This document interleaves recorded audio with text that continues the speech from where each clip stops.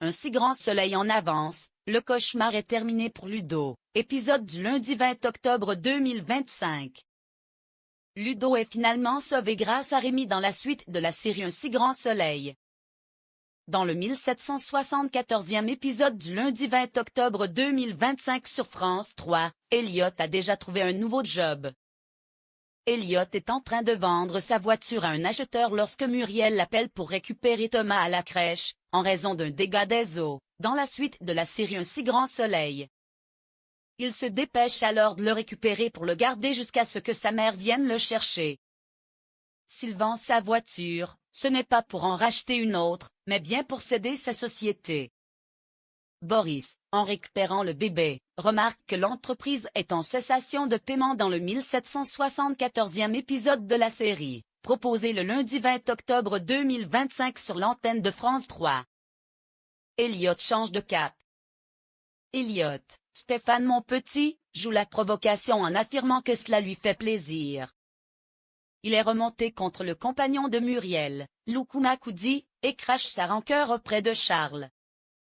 Ce dernier semble déjà engagé dans une nouvelle activité, puisqu'il monte dans un van avec 2 personnes à l'avant.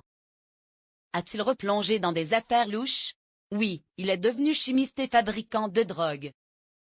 En parallèle, Yves tente le tout pour le tout et demande à Sabine, Gala le DVA, si elle peut évoquer le cas d'Elliot auprès de Janet, afin qu'il puisse devenir brancardier ou autre. La belle-mère de Pablo, Adrielle Sorante, refuse catégoriquement d'intervenir pour le père de Thomas, déjà passé par la case prison. C'est une douche froide pour Yves, qui espérait un soutien de son ami.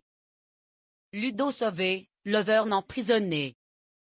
Ludo, Folco Marchi, a pu compter sur l'aide de Rémi, qui a réussi à alerter la police venue le secourir.